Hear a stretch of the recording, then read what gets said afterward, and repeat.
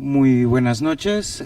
Vamos a dar comienzo al cuarto espacio Seres de reflexión sobre relaciones internacionales. La noche de hoy nos acompañan Adrián Delgado y nos acompaña Hugo Valderrama. Vamos a retomar el tema de Irán, esta vez desde un aspecto un poco más íntimo. Adrián va a abordar un poco la cultura iraní desde las raíces persas.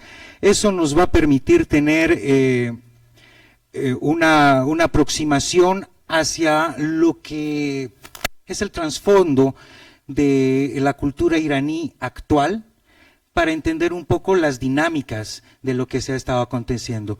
Por otra parte, Hugo, en la categoría de ensayo, nos va a plantear una sugerente propuesta de lo que está pasando con la influencia iraní en el continente latinoamericano, cómo Bolivia se ha convertido en un trampolín para la influencia geopolítica iraní en toda la región. Esto en el marco de lo que ya se había planteado en algún momento en el primer espacio Ceres, de cómo la guerra proxy constituye tal vez la contribución más importante a la geopolítica mundial de los últimos 20 años por parte de Irán, ¿no? Resulta muy conveniente financiar grupos de acción militar externos que no sean parte del ejército regular iraní, que pueden ejecutar acciones completa y absolutamente, entre comillas, autónomas, librando de responsabilidad nacional al régimen iraní en otros países, como lo que pasa en Líbano o lo que ocurre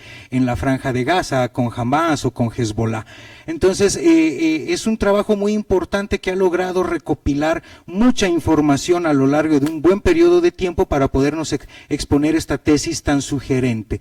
De esta manera voy a comenzar a darle la palabra a Adrián, que va a comenzar con su exposición sobre la mirada cultural y el trauma psicosocial que tiene Irán y que nos va a introducir más en esta dinámica persa.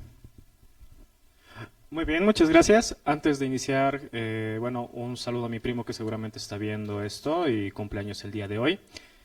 Espero que esté viendo esto. Ya.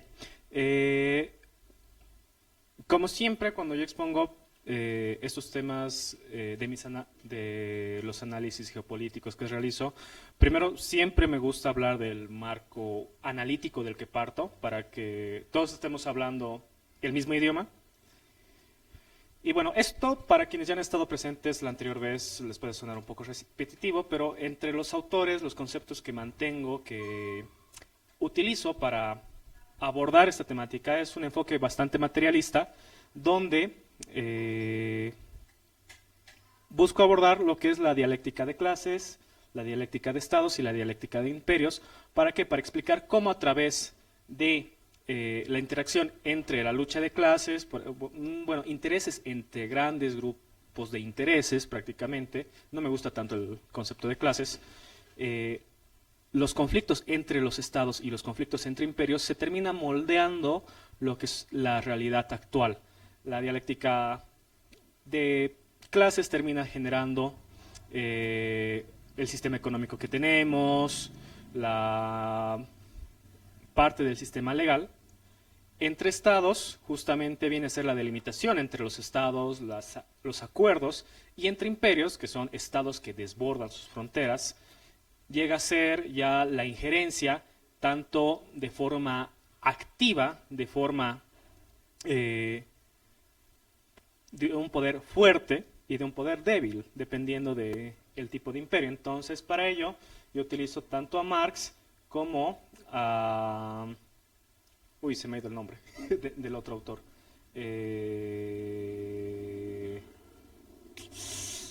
Vaya, mi memoria el día de hoy está mal. Después, parto de otro concepto que es de Bruce Bueno de Mezquita, cómo funciona el selectorado y la coalición ganadora para mantener el poder. Para Bruce Bueno de Mezquita, el poder no se obtiene de forma independiente, sino que depende de unir a los actores, a agentes clave, actores clave, y de ellos escoger los más importantes, los que permiten mantener, obtener, mantener y reproducir el poder. En este caso, Bolivia es lo que ya sabemos, los militares, los mineros, los agroindustriales, parte del aparato burocrático del Estado, y hay actores clave que quedan fuera en estas dinámicas de la política,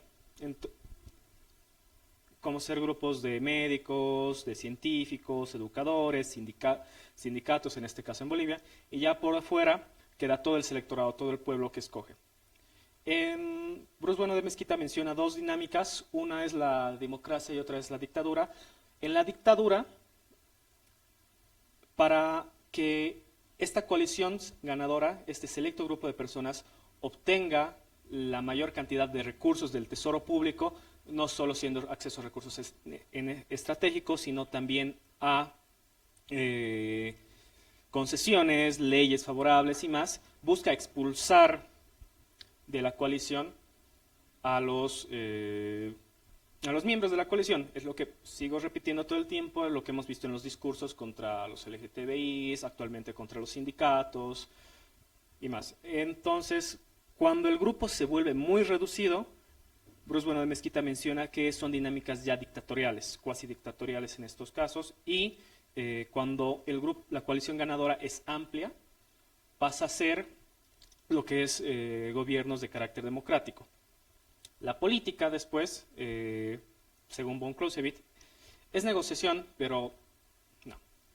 La guerra es la continuación de la política por otros medios. Es lo que dice von Clausewitz. Y cabe recalcar, y algo que me gusta insistir, la violencia es el medio del incompetente para obtener sus metas, para obtener lo que aspira. Para ello suele fraccionar a su competidor. En este caso, muchas veces lo hemos visto como el término balcanizar. Vean, hace rato estábamos hablando, previo a que se inicie la transmisión, el tema de las guerras de independencia en América Latina. Prácticamente ha sido un proceso de balcanización de Reino Unido respecto a el Imperio Español. Y ahí vamos a ir viendo más adelante. ¿Para qué es todo esto? Para que el poder de negociación sea asimétrico. Es diferente negociar de tú a tú con alguien que está en tus mismas condiciones a de tú contra 20, 30 personas y siendo tú alguien escaso y necesario. Y esto, lo principal que me gusta aclarar, es que para von Clausewitz deberíamos estar todo el tiempo en guerra.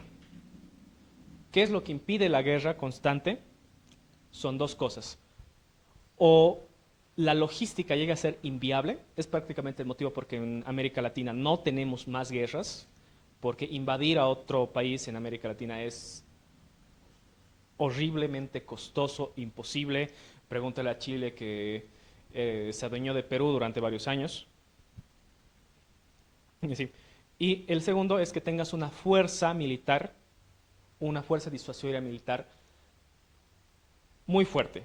En este caso, lo que vemos en Irán, lo que trata de conseguir todo el tiempo, que es las bombas nucleares. Y también ya está viéndose el tema de cibernético y datos. Ahora ya, otro concepto del cual hablo, del cual me gusta abordar, es la psique nacional. Todos nosotros prácticamente terminamos sintiendo lo mismo entre las personas, las ansiedades, preocupaciones y más. Y cuando esta memoria es compartida, ¿en qué sentido compartida? Que todos han pasado por eso. Por ejemplo, la hiperinflación del 82, toda esa generación de bolivianos ha pasado. ¿Sí? Entonces, cuando hay estos eventos que terminan generando una ansiedad general, una ansiedad, se termina buscando soluciones, se termina generando comportamientos viciosos. Es lo que habla bastante Bruno Bocarra, que hay un libro del Ceres de Bruno Bocarra, que nos menciona cómo, por ejemplo, Bolivia, para poder desarrollarse plenamente, tiene que solucionar los problemas respecto a la colonia, respecto a la pérdida del mar, respecto a un montón de cosas. El trauma colectivo. Ese principalmente, el trauma colectivo, no solo es de ahora, sino se transmite generacionalmente y termina alienando la identidad. Termina diciendo, no, yo soy alguien sin mar, yo soy un estado de tercera, siempre me han invadido y más. Y a partir de eso se busca soluciones un poco más simples. Aquí es donde Eric Fromm habla sobre este escapismo de la ansiedad que genera este caos y se busca ir hacia entornos autoritarios. Para ello, René Girard, que es un autor que me encanta mencionar, habla sobre el deseo mimético, que toda relación humana es a partir del deseo y la envidia, y que cuando la envidia entre dos personas se descontrola y se generan grupos, llega a ser una crisis mimética. Para solucionar la crisis mimética, que es un proceso de violencia generalizado, como una revolución, por ejemplo, se termina seleccionando a un chivo expiatorio. ¿Para qué? Para poner en él todo el mal.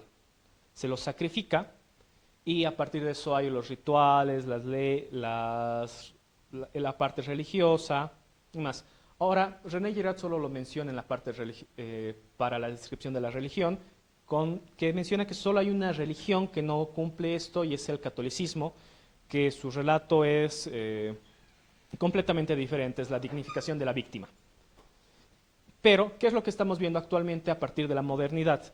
Es que como a partir de la modernidad y la ilustración, Dios está muerto, palabras de Nietzsche, y lo anuncia en un mercado, o sea, Dios está muerto a manos del mercado, prácticamente, se busca lo siguiente más grande. En este caso, ¿qué es lo siguiente más grande? A Dios, el Estado. Entonces, todas las dinámicas que se tiene respecto a la religión que describe Girard, se puede extrapolarlo al apartado del gobierno, del Estado. Las elecciones es un ritual de selección de un chivo expiatorio y más. ¿Y cuáles son los casos más ejemplificadores que tenemos sobre esto? Casualmente, los nazis, que seleccionan un chivo expiatorio para, en este caso, los judíos, y se repite todo lo demás. Y las revoluciones, en este caso, el tema de los ayatolás. Ahora ya entrando, después de esta un poco extensa introducción, pero necesaria para saber que estamos hablando de lo mismo, Irán es de las civilizaciones más antiguas del mundo. En realidad es la cuna de la civilización. A partir de todo el transcurso histórico de Irán, la civilización, no solo occidental, sino las asiáticas y más, se han visto retroalimentadas. Han sido los primeros en tener códigos de derechos humanos, por así decirlo, es un equivalente actual. Ordenaciones del territorio en las satrapías que equivalen como a las gobernaciones actualmente. Sistemas de riego. Y esto me encanta mencionar. Creemos que el judaísmo es la primera religión monoteísta del mundo y en realidad no. Es el zoroastrismo. Y a partir de la interacción de los judíos con Irán, con en ese entonces Persia, con el zoroastrismo, la doctrina de Israel pasa a ser ya monoteísta, o sea, debemos bastante eso. Y son los primeros en tener el tema de la tolerancia religiosa y cultural. El aspecto histórico de Irán es bastante rico. Una edad antigua de protocivilizaciones que después de luchas y conquistas y con Ciro el Grande se logra unificar dos reinos que están en conflicto en el Imperio Aqueménida y que tienen sus luchas con Grecia, que termina viéndose colapsado en una primera etapa por las batallas de Alejandro Magno. Y justamente esto es importante mencionar, esta es de las primeras de los primeros traumas que va a tener Irán a lo largo de toda su historia. ¿Por qué? Porque Irán, al contrario que América Latina, y al igual que Polonia, no tiene límites geográficos que permitan ser, ¿cómo decirlo?, no ser invadidos. Por eso Polonia todo el tiempo está siendo, a lo largo de la historia, está siendo arrasada, conquistada, y en este caso igual Irán. Hay un desierto que se puede pasar y los primeros en generar estas invasiones hacia Irán. ¿Por qué? Directamente los recursos que tienen, el acceso estratégico al mar, para luchar contra un pequeño monopolio comercial que tienen, se los busca invadir. Primero es Alejandro Magno, después se reconstruyen después del breve imperio de Alejandro Magno, en el Imperio Parto, que tienen sus conflictos con Roma. Posteriormente pasan algunas cosas, llega a ser el Imperio Sasánida, y aquí sucede algo, y es que Mahoma o Mahomet, que es el nombre más correcto de decir, en su expansión de su religión, va conquistando todas las zonas de este Medio Oriente, va imponiendo el Islam, y sus descendientes van imponiendo el Islam. Pero ¿qué pasa acá? A partir de todos estos conflictos que ha tenido con los griegos, con Roma, con ya lo que es parte del Imperio Bizantino, Irán tiende a, ¿qué cosa?, a decir, no voy a aceptar la cultura árabe. Entonces, de ahí es que Irán tiene la rama chiita y no la sunita del Islam, a través de un tipo de reivindicación, un tipo de nacionalismo que tiene.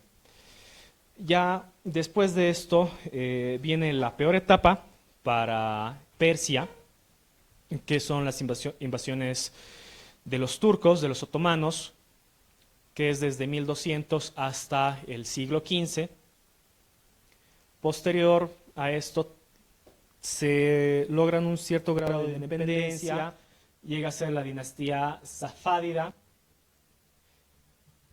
Aquí ya empieza a ser con la dinastía Qajar y la dinastía Pahlavi.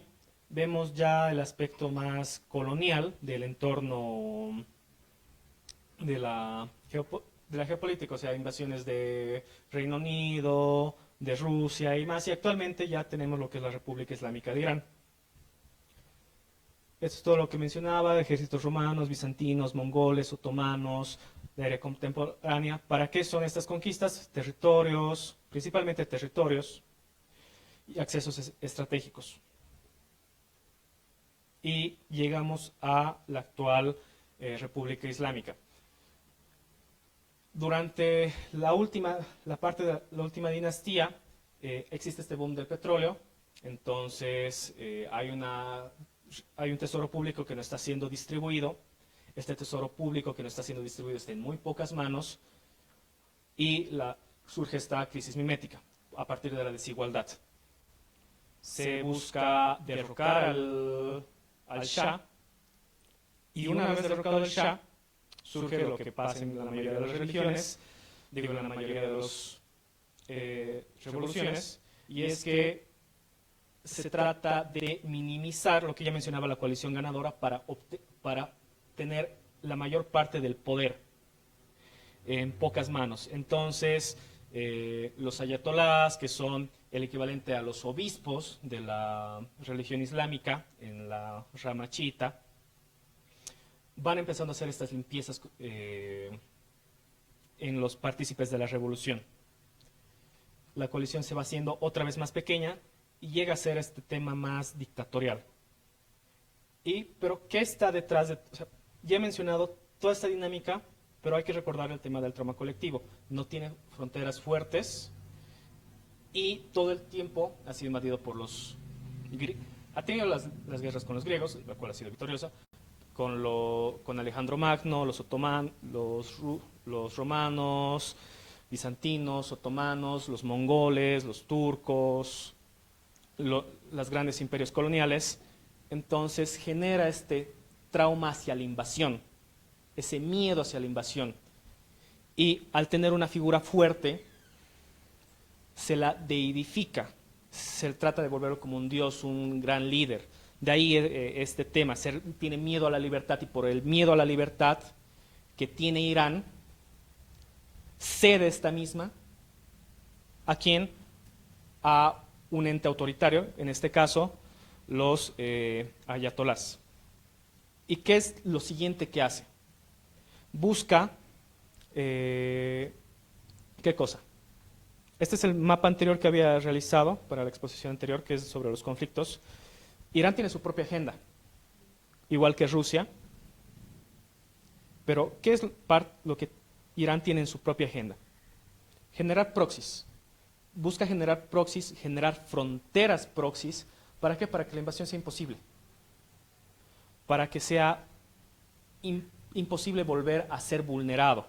De ahí el tema de que sean financiadores en Yemen, de la guerra civil en Yemen, de que en Siria, en Líbano, en Libia, sean igual financiadores de estos grupos terroristas.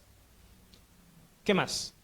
O sea, esto trata de generar una ampliación de las fronteras, una área de seguridad para sentirse más seguro.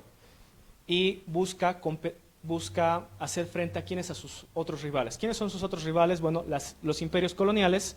Con Rusia actualmente tiene una buena relación, es su proveedor de drones, pero Estados Unidos ha hecho lo que ha hecho acá en Latinoamérica, ha generado el golpe de Estado y más. Entonces, tiene una rivalidad con Estados Unidos, con Reino Unido, bastante fuerte. Con la Unión Europea tiene relaciones tensas. ¿Qué más se ve? Tiene lo que son rivales regionales. En este caso, el principal y otro de los enemigos principales es Israel, justamente porque su existencia, no voy a entrar a debates, pero su existencia ya es en sí peligrosa para la misma existencia de Irán. Sus rivales regionales son Arabia Saudita. ¿Por qué? Por el tema de que es de los principales entornos de la religión musulmana. En América Latina, ¿qué es lo que estamos viendo?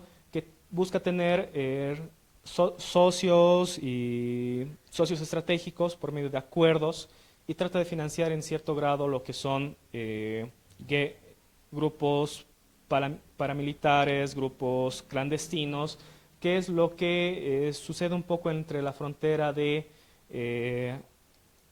Argentina, Paraguay, y esto está mal pintado, Brasil. Bueno,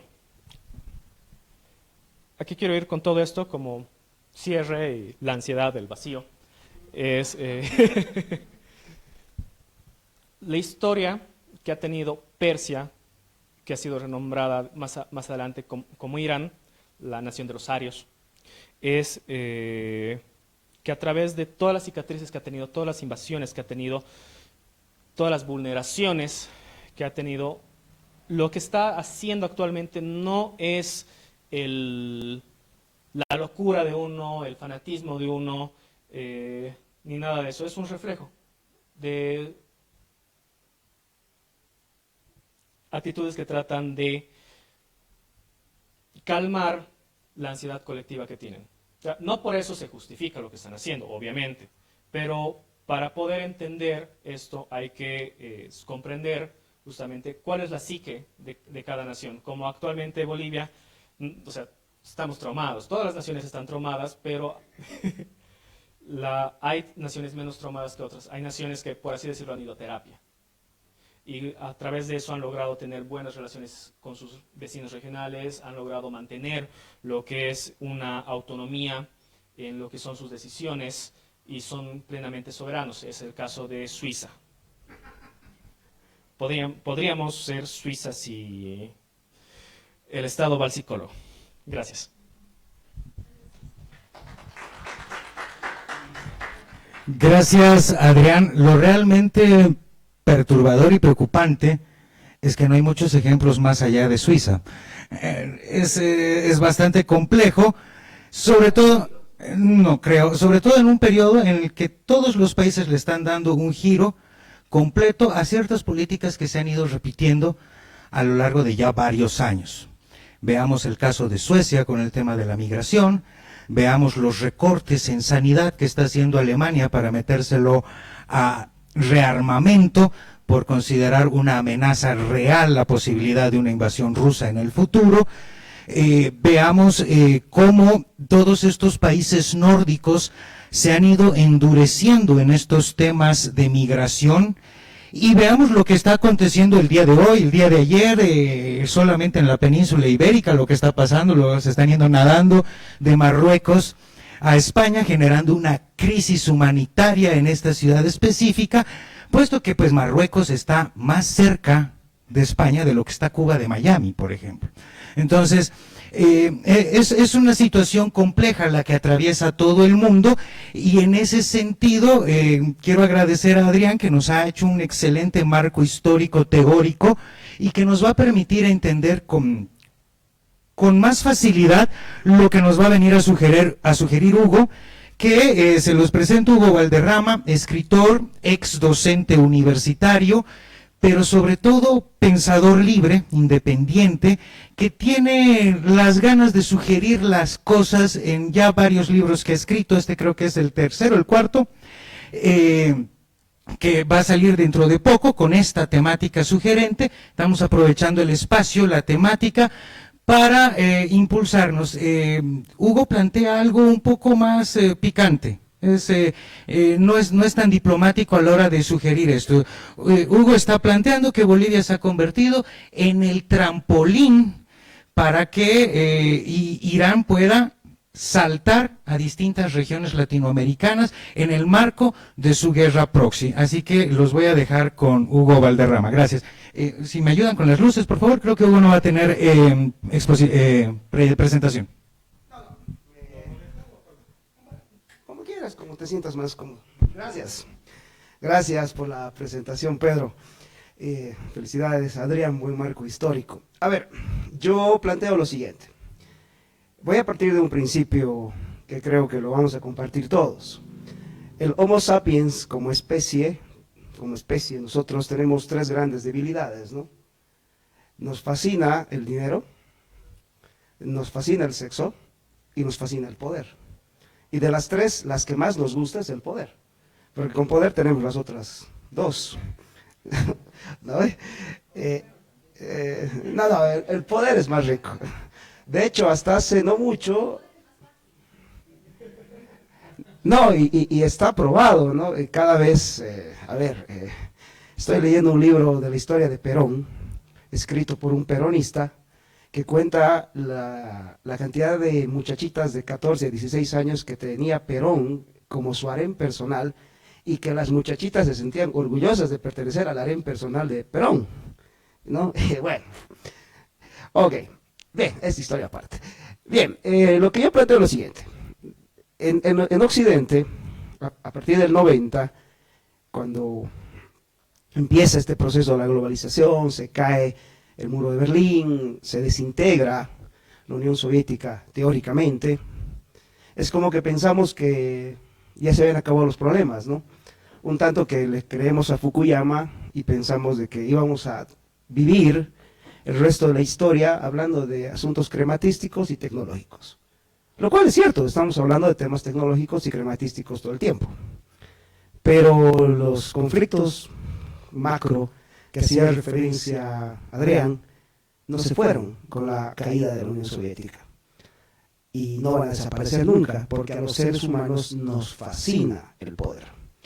Y otra cosa que yo planteo en el libro es que pensamos también muy occidentalmente, muy influidos por la modernidad, que decía Adrián que Dios murió. Bueno, se murió para Occidente, y que pensamos que las guerras religiosas eran cosa de hace siglos, ¿no? Y nos venimos a enterar de que para el Islam, no. El Islam está viviendo su plena guerra religiosa, lo tiene planteado. Y esa guerra religiosa está vigente porque ellos la plantean así. Ahora, el Islam, como todo proyecto humano, tiene una arista enfocada al poder, especialmente al poder internacional. Cuando uno revisa el Islam, historia aparte, de cómo me nace investigar este tema.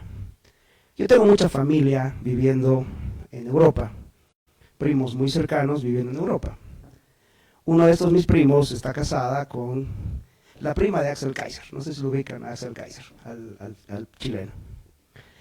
Son chilenos alemanes, ¿no? Pero una de mis primos está casado con la prima de Axel Kaiser. Resulta de que en medio de esto, él vive en Alemania.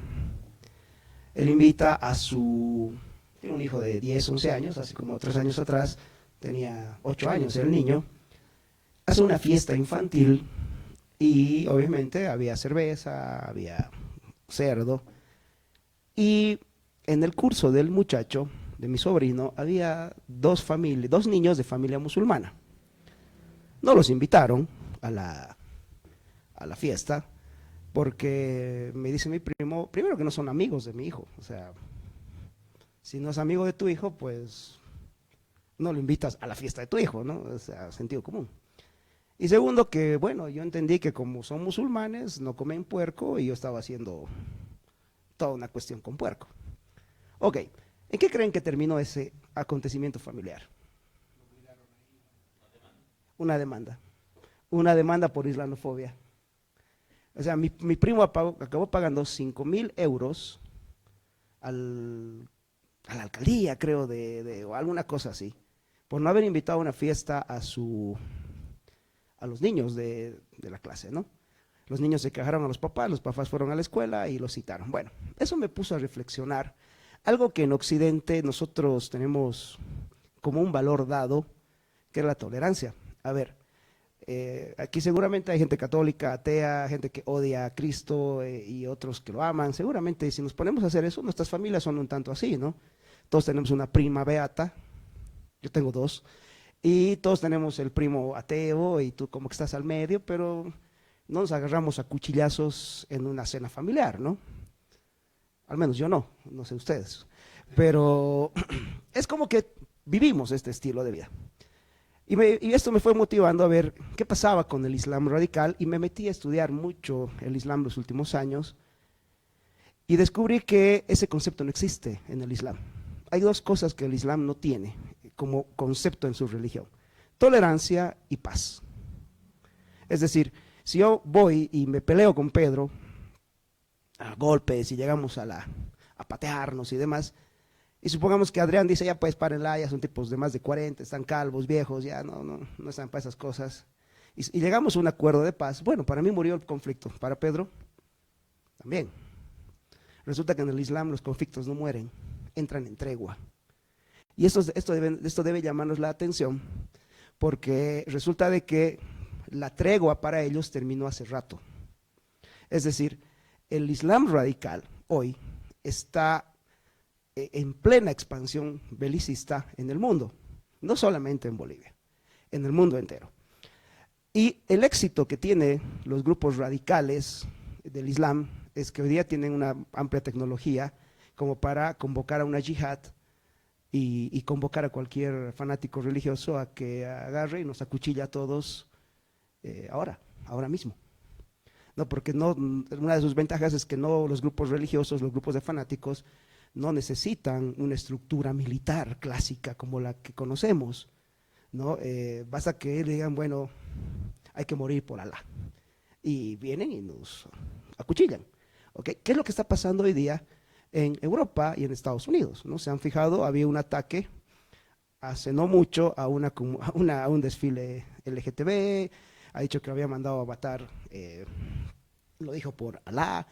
Y son cada vez más frecuentes estos casos, ¿no? Son cada vez más frecuentes el hecho de que no te dejen, por ejemplo, hay barrios en Europa donde ya siendo mayoría musulmana, la gente no puede portar un crucifijo en el pecho, por ejemplo, al aire libre.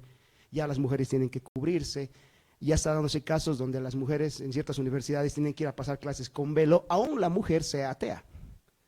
¿Se dan cuenta? O sea, no cree en la religión cristiana y está perfecto que no la crea, pero tiene que aceptar por imposición del miedo la yihad islámica en su propio país.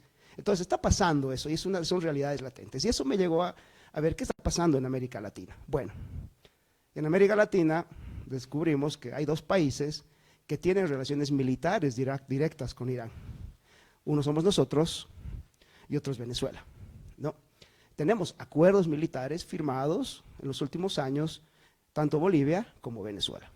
Lo que significa que parte de la tecnología belicista oficial de Irán, que son parte de los drones que nos decía Adrián, está en Bolivia presente.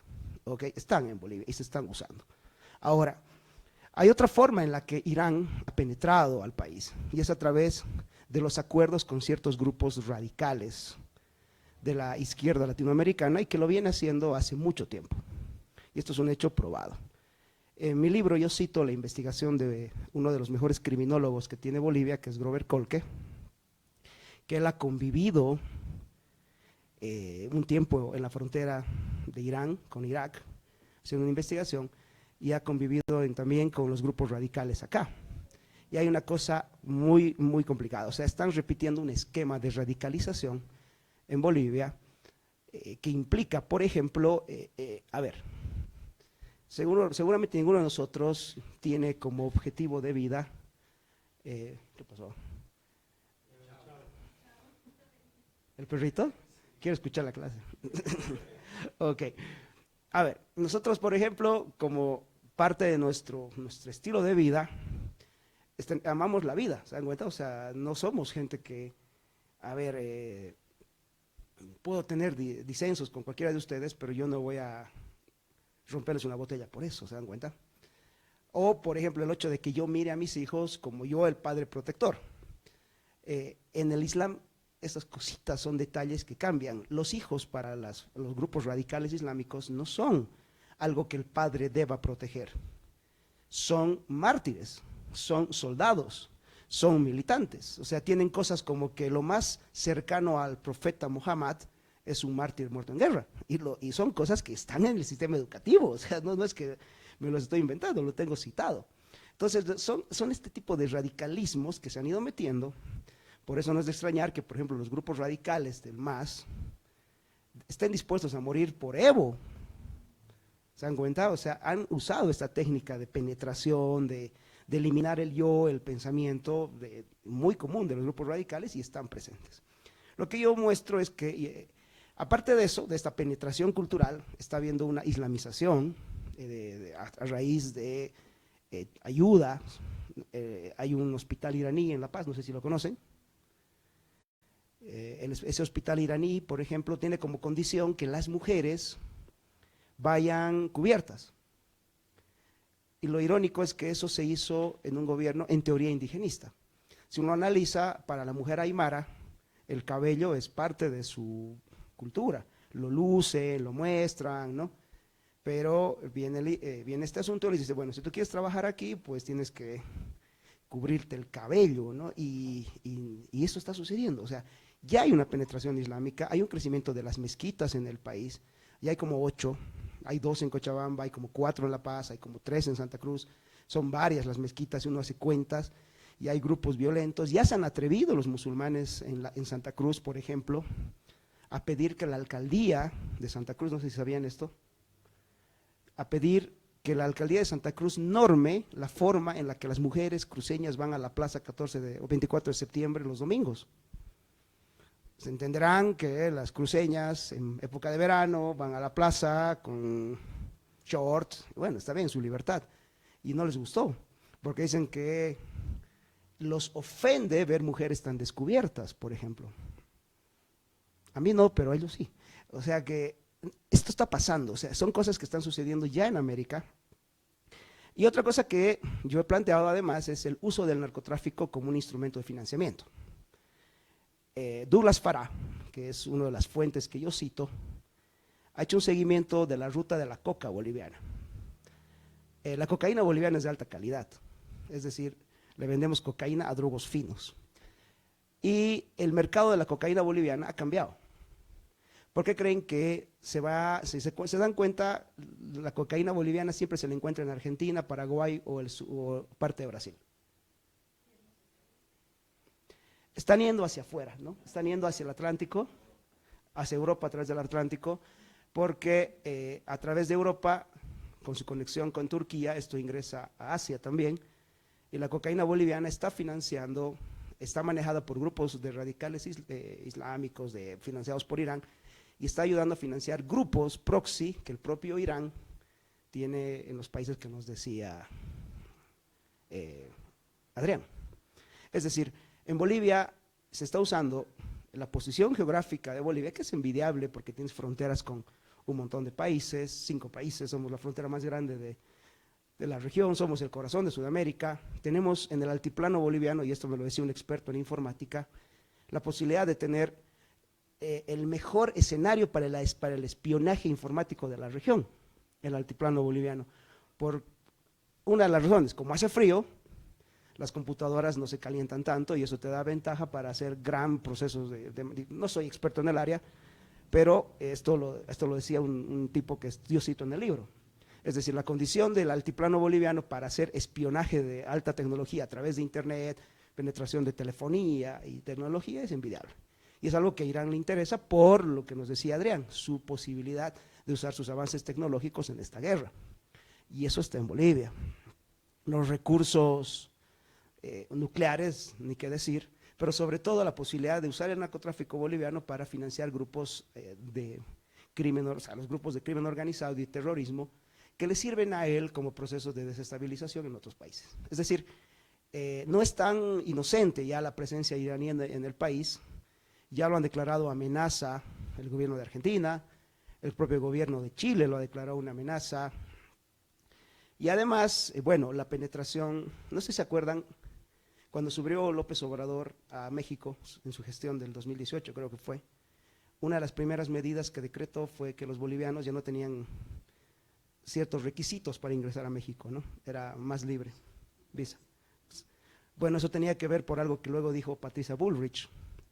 Hay muchos iraníes que han entrado a Bolivia, han conseguido pasaporte boliviano y han entrado a México. El objetivo no era quedarse en México solamente. Sí, bueno, ayudar a los carteles del narcotráfico seguramente también, pero el objetivo era usar la frontera de Estados Unidos, la frontera sur de Estados Unidos, para entrar a los Estados Unidos, porque lo que nos decía Adrián, para Irán, para el régimen de los ayatolás de Irán, Estados Unidos es su gran enemigo, es uno al que tienen que golpear por dentro. Ojo, no están usando nada que no haya planteado la Unión Soviética, por si acaso, ya en los años 60, Khrushchev había planteado atacar a los Estados Unidos a través de una guerra proxy con apoyo del crimen organizado. Después de la crisis de los misiles, y esto es algo que está, y también lo cito en el libro, ¿no? Es decir, simplemente están tomando una estrategia que ya estaba ahí. Entonces, lo que yo planteo es que los bolivianos ni siquiera hemos acabado de solucionar nuestros problemas propios y ya estamos metidos en una guerra religiosa, en una nueva guerra fría, en una guerra global, pues sin haber tenido un norte, ¿no? Y de ahí yo dejo la duda cuál será la postura y cuál será la posición y el debate, porque a mí me gusta que se arme el debate y se arme la gorda, más que dar conclusiones. Ok, gracias Pedro.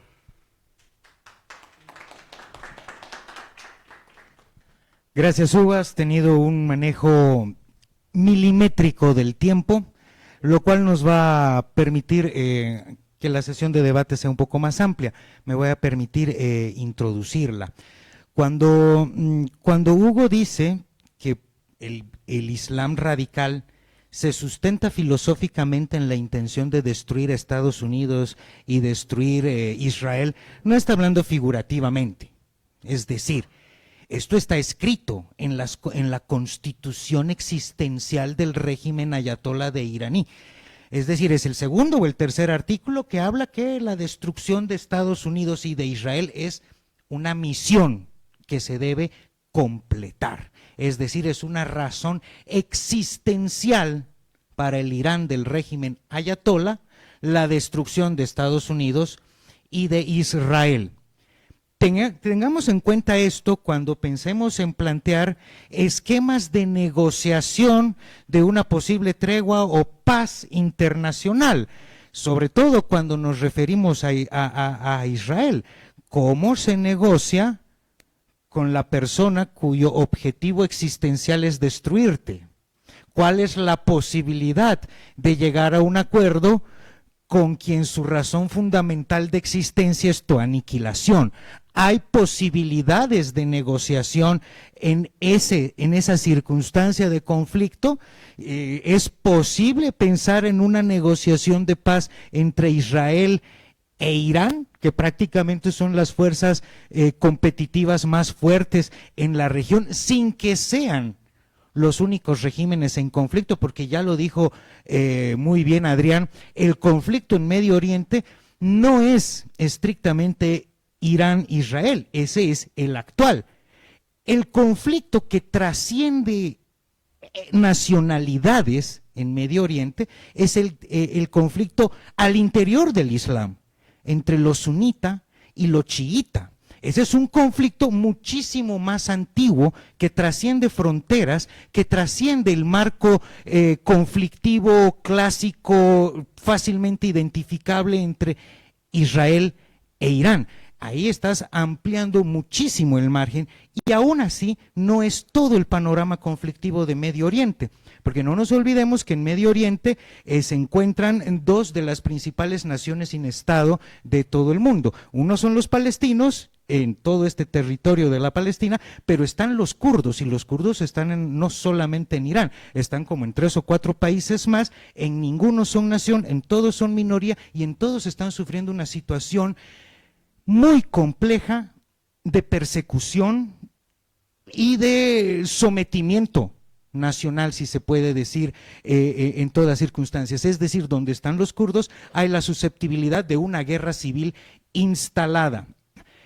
Y eso es básicamente lo que se propone exportar a Latinoamérica en una segunda balcanización. Aquí me voy a permitir hacer un link con lo recientemente expuesto por Roberto Lacerna en el lanzamiento de su libro hace unos cuantos días sobre Charcas, el camino desde Charcas a Bolivia, y cómo nuestras guerras de independencia prácticamente lo que fueron un proyecto de balcanización de uno de los imperios más grandes del mundo. Entonces, en este contexto, les cedo la palabra a ustedes para comentarios, dudas, preguntas, por favor. Buenas noches a todos, soy Javier Molina, arquitecto. En esta parte me encanta la geopolítica, desde cómo se ven las cosas en los mapas y en los planos. Y bueno, también es considerando la geopolítica que tiene Israel ahorita a nivel mundial. Pocos conocen cuál es el verdadero significado de las 2 franjas azules de la bandera de Israel. Entonces, son 2 ríos. Uno es el Éufrates, que está en Irán, y el otro es el Nilo, que está en Egipto. ¿Por qué? Entonces, porque tiene un plan de expansión física. Ahorita ya lo ha hecho, los está exterminando los palestinos, se ha entrado a parte de Siria y no quiere soltar. Medio que sea Jordania es un estado casi vasallo de Israel. Entonces, ahí es preocupante, porque ahorita estos últimos 2 años se puede decir que Israel ha sido implacable en querer hacer lo que ha querido. Entonces, ya, primero con los palestinos, ya como nadie me molesta, entonces me meto al Líbano, y entonces ahorita Israel. Y le dice a Donald Trump, entonces ataca a Irán. Entonces, y a ese momento ha agitado el avispero, ¿no? Irán tenía el estrecho de Hormuz como una estrategia, pero los iraníes no sabían el poder mundial que iba a causar eso, si lo bloqueaban o no lo bloqueaban. Ahora se han dado cuenta que tienen mucho poder y dicen, pucha, hemos puesto al planeta entero de rodillas, podemos cobrar peaje. Entonces, o sea, se han dado cuenta y los gringos también se han dado cuenta. Yendo a lo que mencionaste, justo aquí comunidades musulmanas que hay aquí islámicas en Bolivia, que sí han pedido entonces que en la plaza haya un control a la vestimenta de las mujeres, pero va a ser, creo, culturalmente un poco a la camba que la cubras, ¿no? Pero ¿qué es lo que va a pasar? es lo que en arquitectura le llamamos tribus urbanas. Entonces se van a aislar en algún lugar, tipo barrio, o van a querer hacer su comunidad o su municipio aparte en un área agrícola como los menonitas o como también los japoneses en Santa Cruz, que puede pasar. Pero también aquí, culturalmente, Israel tiene un aliado mundial que vienen a ser las iglesias cristianas. Entonces, sí que son re fanáticas, ¿no? Sí, re fanáticas justo en lo que sea, las peleas que he visto en redes sociales, y que no saben que también los israelitas atacan a las iglesias cristianas en el propio Israel. Y también ahí considerando a Rusia, porque Rusia no está feliz con que haya caído el MAS en Bolivia. O sea, estaba dentro de su mapa de influencia. Así que, y también tiene una estrategia Rusia mundial que es desestabilizar todos los países que puedan. O sea, no porque a favor o en contra de nadie, sino simplemente es ese país, depende quién gobierna, mientras más débil está, mejor para mí. Y ahí es donde tenemos justo ese problema, pues, entre iraníes y rusos que estén aquí infiltrados de alguna forma, que escondidos, que no van a ser justo en las áreas urbanas, realmente van a irse a las áreas rurales. Y bueno, digamos, ahorita es como lo que quería comentar respecto a todo este análisis geopolítico de lo que está pasando y cuál va a ser el papel de Bolivia. Recientemente Estados Unidos ha cumplido 250 años de su independencia y es potencia mundial porque tiene un plan. Y hay otros países que ya tienen un plan. China tiene un plan, Turquía tiene un plan, Israel tiene un plan. Singapur, que nació creo que hace 60 años, ya tiene un plan y ya es una potencia económica. Y Bolivia sigue dejándose llevar como una hoja en el viento, ¿no? Entonces, digamos, ¿cuál va a ser nuestro papel? ¿No? Vamos a terminar.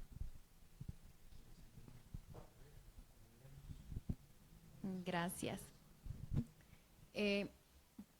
Pues aquí yo creo que, claro, o sea, hemos hablado realmente cuán bien geopolíticamente ubicado está Bolivia, ¿no? Y el interés que tiene Irán específicamente sobre Bolivia. Y aquí también hay algo que no deberíamos olvidar mencionar, es que la embajada iraní en Bolivia era la más grande de toda la región, y no hablo de infraestructura, hablo de número de diplomáticos que tenían inscritos en Cancillería, ¿no? La incidencia que ha tenido en los diferentes gobiernos del movimiento al socialismo, y preguntarnos si siguen teniendo esa incidencia y ese poder con este nuevo gobierno. Se supone que no, pero hemos escuchado muy poco del nuevo gobierno sobre los acuerdos que tenía Bolivia con el Estado iraní. Entonces, creo que ahí tenemos también que empezar a pensar qué es lo que realmente han estado haciendo los iraníes aquí en Bolivia, porque también mucho se hablaba de que tienen bases, ¿no? Entonces, geopolíticamente muy bien ubicados en el centro de Latinoamérica, y los bolivianos no sabemos realmente qué es lo que está pasando en nuestro propio país. Sí, bueno, y yo tengo 3 preguntas bien puntuales y una sugerencia, Pedro, como moderador de estos conversatorios. Un debate entre Hugo y Chula sobre Israel y Irán sería muy delicioso, hasta podrían cobrar entrada, ¿no? Porque los dos tienen posiciones bien intensas, ¿no? Bueno, yo tengo 3 preguntas bien puntuales. Aviala, ustedes saben que hace un canal de televisión donado por el Estado iraní, pero no he visto, digamos, que tenga tanta influencia islámica en el país, ¿no? ¿A qué se debe eso, no? Porque incluso habían programas feministas, ¿no? De feminismo comunitario y demás, y está Ricardo Bajo haciendo sus huevadas y demás. Entonces, ¿cómo es que no resulta contradictorio que un canal como Aviala, que fue cedido por Irán, no tenga ningún tipo de transmisión ideológica del Islam? Eso por un lado. Por otro, teniendo un gobierno tan débil hacia la derecha, hacia el escudo de las Américas como el de Rodrigo Paz, que es un gobierno de derecha o centro derecha muy débil, ¿Ustedes creen que se deje influenciar por lo iraní, digamos, siendo que ya no está el MAS en el poder? Y la última pregunta sería, en la dictadura de lo políticamente, en la dictadura de lo políticamente correcto y la cultura woke, ¿por qué hay esta tolerancia desmedida al Islam, siendo que es súper intolerante, pero sí se pueden hacer la burla de Cristo, sí pueden hacerlo fornicar y demás, pero hacerlo contra Alá sería un pecado, ¿no? ¿Por qué esta contradicción? Esas preguntas y esas sugerencias simplemente tengo.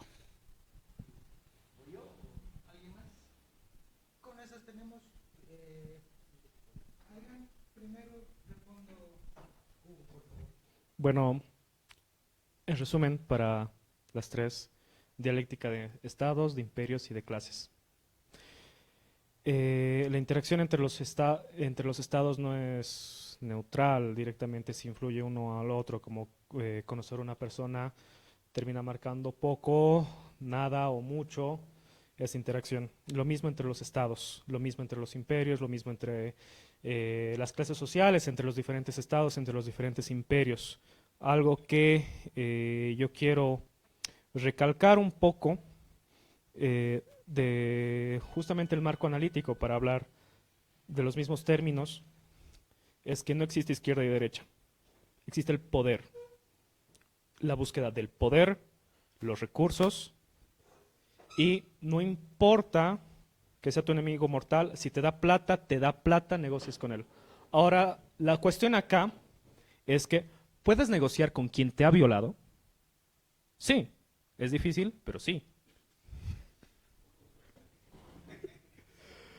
Pero es lo que pasa.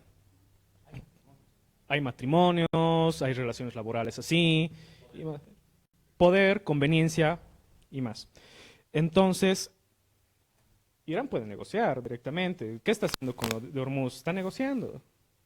Fuerte, pero es algo así. Repito, dialéctica, búsqueda del poder, de los recursos, pero hay dos cosas más que quiero acotar. Una es que lo discursivo no es lo real. Podemos mantener supuesta tolerancia, todo eso, pero ¿por qué hay esta tolerancia religiosa, estas tolerancias en nuestras sociedades occidentales? Porque son actores clave que nos permiten acceder al poder. Si el judío vota, me voy a circuncidar. Lo mismo con el musulmán. Son tolerancias. O sea, es pragmatismo. Ahora, para afuera, o sea, para los de boca para afuera, es lo que vemos, el discurso, el socialismo, todo eso. Después son relaciones más prácticas y para adentro lo que importa es que yo tenga la mayor cantidad de poder posible. Por eso he minimizado la coalición que me permite obtener, mantener y reproducir el poder. Por eso soy una dictadura, no soy una democracia.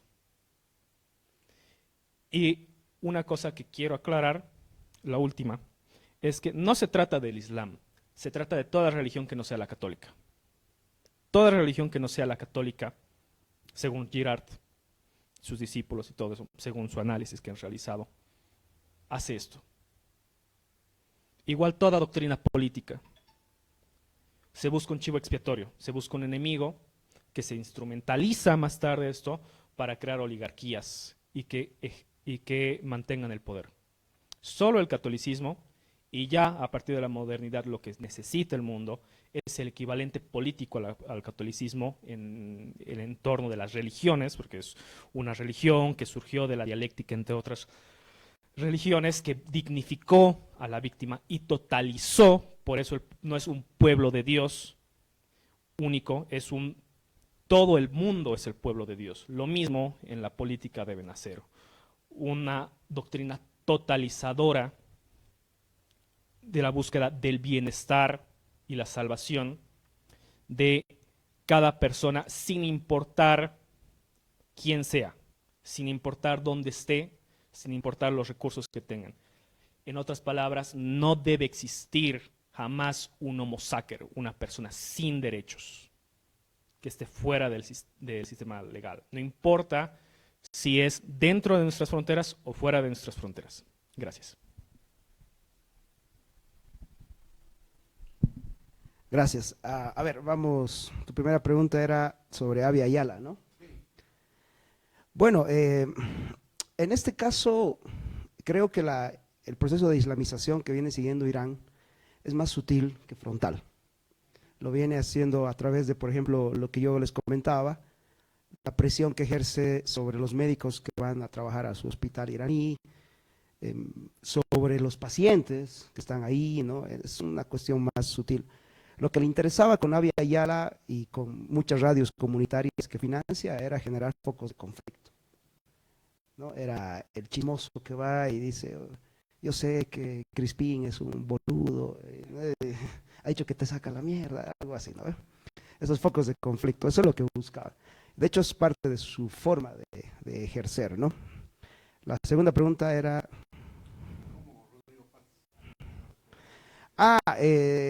anécdota. A mí me invitaron a ser parte del gobierno de Rodrigo hace, hace unos meses, justamente en el área de seguridad, que es una de las cosas que yo me muevo. Rechacé porque yo sabía que este gobierno iba a ser algo así como bisexual de la política, ¿no? Iba a recibir por ambos lados. Así que dije, no, no, gracias. Y casualmente un buen amigo mío ha sido detenido ayer, el exministro Medina Celi, que fue el que me recomendó para que yo curve un cargo, y le dije que no, no me interesaba, no me interesa ser funcionario público ni nada de eso, no es lo mío, pero yo noté esa idea de nos vamos a llevar bien con todos. Eso puede sonar bonito, pero en cierto momento te pasa factura, ¿no? Tienes que tomar alguna posición. Y la tercera sobre los woke. Bueno, a ver, interesante porque yo cito en mi anterior libro, en el de Socialismo del siglo XXI, Crimen, Dictadura y Pobreza en las Américas, que el movimiento woke está financiado gran parte por Rusia. Y irónicamente, a ver, anda por una banderita LGTB en Moscú, ¿cómo te va con el tío Putin? ¿No? Los manda a patear y todo, o sea, el objetivo, perdón, ¿tu nombre es? Javier, ya lo había dicho, el objetivo de Rusia es gobernar a través del caos, o sea, le interesa desestabilizar países, y ha encontrado que en Occidente una forma de desestabilizar países es el movimiento woke, increíble. Mira, la cantidad de plata que reciben las ONGs en Uruguay, en Argentina, que viene de Rusia, está muy bien documentada en un libro que se llama La Galaxia Rosa, de un escritor uruguayo que ha seguido, simplemente hay que seguir la ruta del dinero, como en todo esto hay que seguir, el que pone plata es el que se financia, es el que se beneficia de esto, ¿no? Como todos estos grupos de ONGs, LGTB y demás salen de Rusia, dinero de Rusia, incluso son voceros de las causas rusas cuando estos grupos en Rusia son prohibidos, o sea, no hay marchas feministas, no hay grupos de LGTB en Rusia, pero parte de eso sale de ahí. Y obviamente se han prestado algo que, y esto es cierto lo que decía Adrián, hay algo que en Occidente nos caracteriza, nos guste o no, es una realidad.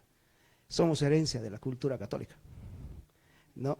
Y parte de lo que el wokismo quiere hacer, parte de la desestabilización, es destrozar nuestras bases culturales. Por eso es que su enemigo no es una religión intolerante con la mujer y los homosexuales como es el Islam, sino su enemigo es el catolicismo. Yo me acuerdo que, no sé si se acuerdan, teníamos una embajadora en Irán que era feminista, lo decía en su Twitter, ¿no? Feminista, militante feminista, y cuando el régimen iraní estaba colgando mujeres en la capital de Irán, las colgaba en la vía pública para que todo el mundo las mire, dijo que sí, que se lo merecían porque eran agentes subversivas del imperio. O sea, y lo dijo, ojo, ¿se acuerdan? Oh, exacto, exacto. Entonces, es porque en realidad no es que les interese mucho lo que dicen defender, sino es la narrativa para luego desestabilizar lo que quieren desestabilizar, ¿no? Al final, a ver, yo estoy seguro de una cosa, y se lo he dicho a varios amigos gays, por si acaso yo no soy homofóbico, muchos de mis amigos son hinchas del Bolívar. Ok, no, esto es un chiste. No, yo no conozco una sociedad donde los gays hayan vivido libres el último tiempo que no sea una sociedad occidental. A ver, si ustedes se fijan, ¿dónde está penada la homosexualidad con muerte? Revisen la lista de los países que ser homosexual te manda a la cárcel o te manda a la muerte. En Cuba, la famosa cárcel de Guanacavives, que la dirigió el Che Guevara contra todos los homosexuales. O sea, realmente achurarle la intolerancia a Occidente me parece más una estrategia de desestabilización que una realidad histórica. Que seguramente hay gente intolerante, ha habido familias malas, seguro, pero que eso sea un comportamiento típico en nuestras sociedades me parece más una exageración que otra cosa, ¿no? Casualmente nunca vas a ver los woke criticando a Castro, ¿no? Y que Castro se lo dijo a Antonio Vázquez en un libro de entrevistas, este libro que se escribió en el 99, que se llama Y Dios entró en La Habana, donde este periodista va y entrevista a varios hombres fuertes del régimen cubano, y al final está una entrevista que tiene con Castro, y él dice, no, nos equivocamos persiguiendo homosexuales, pedimos perdón, pero ya se había matado como a mil y tipos, los había fusilado. Hay un expreso cubano que contó cómo mataron a su novio, y de maneras crueles, ¿no? Y cómo él relata cómo se suicidaban después de los tratos crueles que recibían, pero casualmente estos grupos nunca reclaman eso, ¿no? O sea, salen y marchan una LGTB y lo he visto en Argentina con la bandera del Che Guevara, que dijo que había que hacerlos trabajar hasta morir para que se vuelvan hombres. O sea, es que en el fondo no les interesa estas contradicciones, sino el conflicto que pueden generar, ¿no? O sea, que es más una estrategia de chismerío político que realmente interés por algo que dicen defender, ¿no? No sé si te respondí. Ya, enseguidita voy a acotar a una de las preguntas de Crispín, que por el tema de Abya Yala y por qué supuestamente no hay como un fomento hacia la religión musulmana, hacia el cambio de religión, y eso es muy sintomático. Fíjate que si hay algo que tiene la izquierda y que hay que reconocerle a la izquierda, es que son muy estudiosos de la historia, de los procesos históricos, y si hay algo que entendió la izquierda, por un caso empírico comprobado, es que no iba a triunfar una religión en Bolivia que venga a tratar de quitarles la religión a los campesinos. Fracasó así el Che Guevara, ni más ni menos, porque vino a hablar de una revolución contra la religión. Y el campesinado boliviano, por paradójico que parezca esto, es profundamente católico. El sincretismo religioso que hay en la sociedad boliviana está terriblemente arraigado a las festividades indígenas. Hay un sincretismo religioso cultural establecido alrededor del calendario agrícola, en el cual se desarrolla la dinámica campesina boliviana. Entonces va a ser muy difícil que tú vengas aquí a promover otra religión, porque la posibilidad de promover otra religión es un espacio que ya está ocupado por los evangelistas, los adventistas del séptimo día. Entonces ya es un terreno bastante disputado como para que vengan los del Islam a tratar de cambiarte completamente el cuento, ¿no? La ventaja que tienen los adventistas y los evangélicos es que se cuelgan del tronco mayor y simplemente están tratando de sacar su propia rama del negocio, ¿no? Su parte de la pirámide religiosa, económica, claro está. Eso hace que sea muchísimo más difícil que tú tengas la posibilidad de promover un cambio de religión masivo en Bolivia. Entonces no sería estratégicamente lógico comenzar por ahí.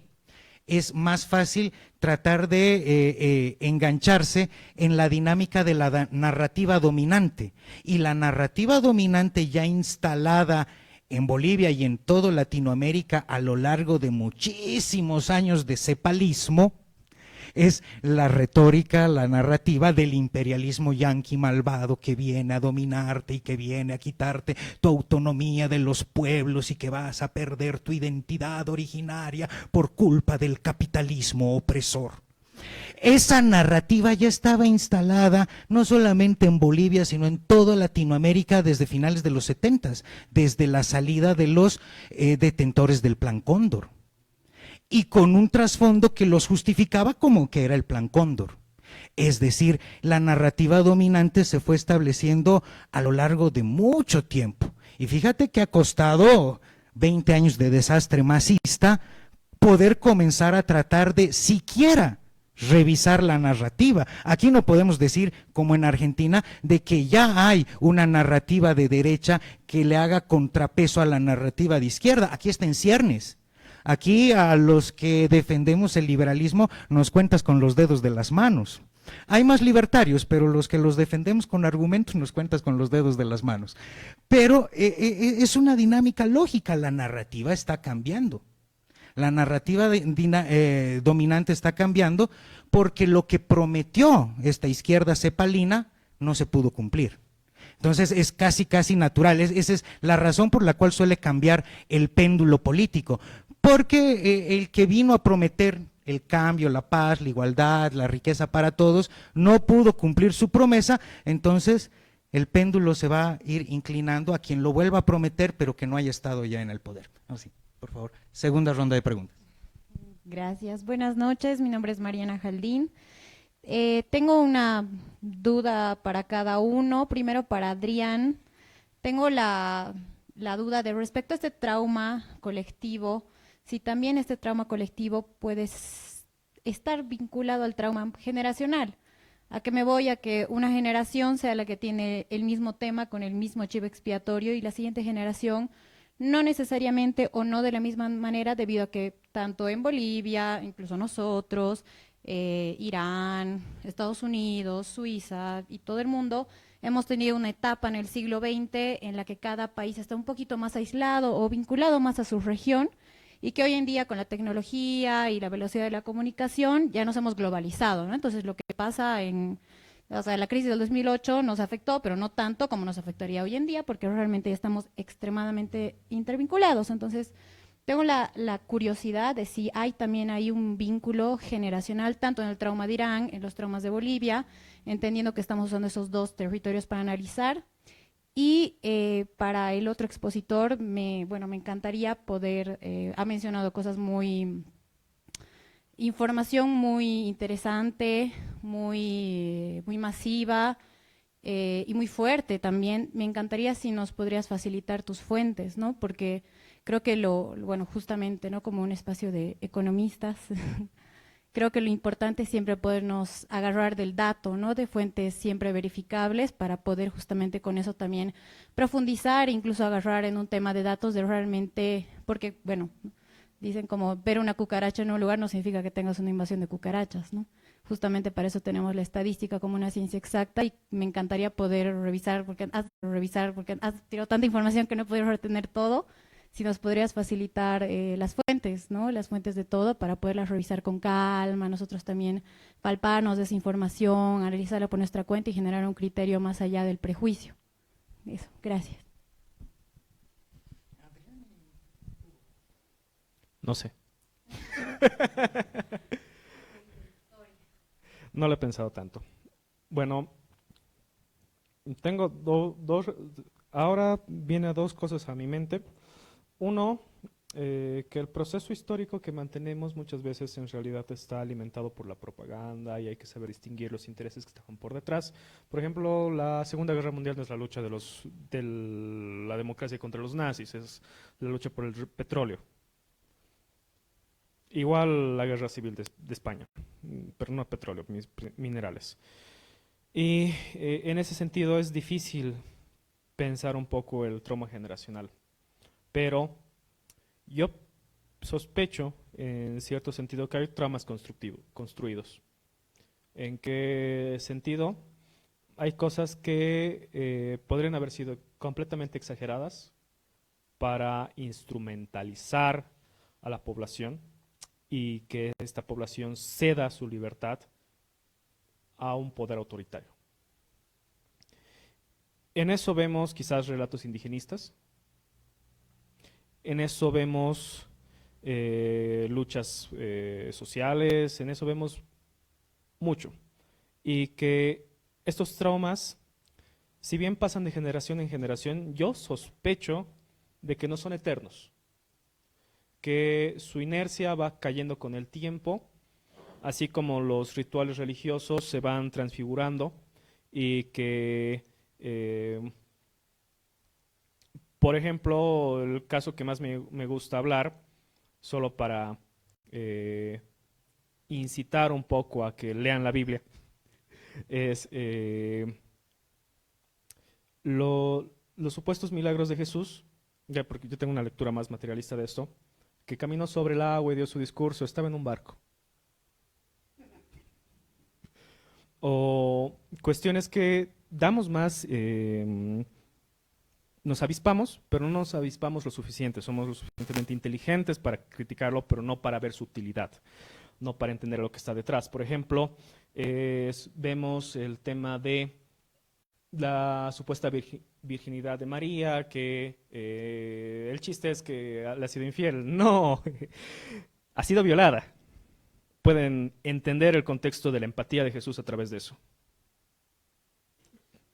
Entonces, yo pienso que, por ejemplo, estos dos casos que se han ido transfigurando, se han ido degenerando a tener lo que tenemos actualmente, lo mismo puede pasar con lo que en las clases de Lorgio vemos el iluminismo andino, de cómo hay un racismo interno en nuestra sociedad, de tratar de ser como la gente decente, como los criollos y más, que poco a poco se va a ir perdiendo.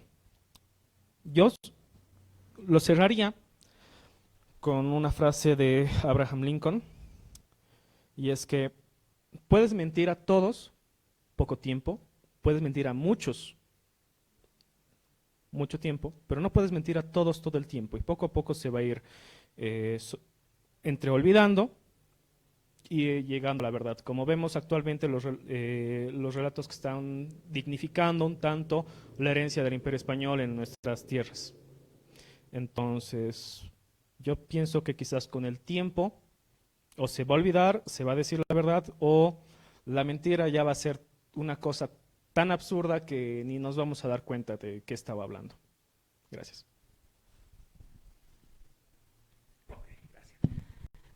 A ver, fuentes. Yo tengo una característica de escribir. He sido docente 20 años, me he aburrido de la docencia y mis 20 años en la universidad he encontrado un defecto serio. Las tesis universitarias dicen, pues usan muchas hojas para decir poco, ¿no? Yo escribo al revés, escribo un poco para decir mucho. Trato de llevar a través de mis libros a que la gente investigue la bibliografía. En todos mis libros las fuentes bibliográficas están atrás, porque no quiero que me lean a mí, quiero que lean a la gente que va. Yo he hablado en este caso de 3 autores, 2 bolivianos que son muy buenos, perdón, un boliviano, Grover Kolke. Él tiene un libro que se titula Bolivia, Estado Terrorista, que es una investigación criminológica vivida y palpada por él en el campo. Él ha estado metido en estos grupos, ha convivido, ha participado en los procesos de formación, y es eso lo que ha llevado a este libro. Lo puedes conseguir en Amazon, está editado en Estados Unidos, y tanto en formato digital como en formato físico, ¿no? Y la otra fuente que yo he citado es Douglas Farah, uno de los mayores expertos en crimen organizado de América Latina. Él es boliviano, vivió pero casi toda su vida en Estados Unidos. Él ha estado en casi todos los conflictos que te puedes imaginar del 90 para adelante. En Irak, en Afganistán, en el entierro de Pablo Escobar, o sea, el tipo se ha metido a todos los… Donde ha habido un despelote, ha estado Douglas Farah, es adicto al peligro, casi como yo. Entonces, igual, es muy buena fuente. La otra fuente que yo cito es a uno de los comandos que dirigió la operación de Chavín de Huántar, Alex Schaap, que está ahora de candidato, o está de senador ya en Perú, y él tiene un blog muy interesante, búscalo como Alex Comando, y él ha seguido todo este asunto de la ruta del narcotráfico sudamericano, muy ligado a los grupos de crimen organizado y que les sirven a Irán, ¿no? De hecho, él ha producido un documental hace poco sobre cómo el dinero que Sendero Luminoso consiguió a través del secuestro de Doria Medina, el 95, sirvió para financiar la toma de la embajada de Japón a finales del 96, siendo una de las mayores crisis de rehenes de América de los últimos 50 años, ¿no? Entonces, el dinero que le sacan a Doria Medina, ese $1,500,000, es el que se usó para la logística, la compra de armas, la estructura de inteligencia para este secuestro. Entonces, esas son las fuentes principales. De todas formas, mi libro sale el viernes, estás invitado a la presentación. Pedro es el... No necesariamente. Si quieres, lo puedes ir a... Aquí en Cochabamba. ¿Dónde va a ser? Ay, espera, tú tienes la invitación, es que no me acuerdo del nombre del local.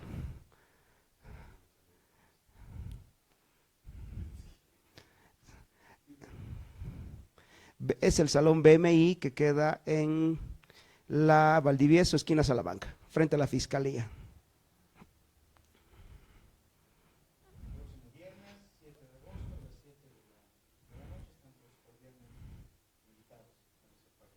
Aviso parroquial. Comentarista Pedro Badrán. En preventa 80 bolivianos y ya después de esos 120. Se titula La guerra asimétrica en las Américas entre la yihad global y el crimen organizado, ¿no? Yo en mis títulos. Ok, gracias.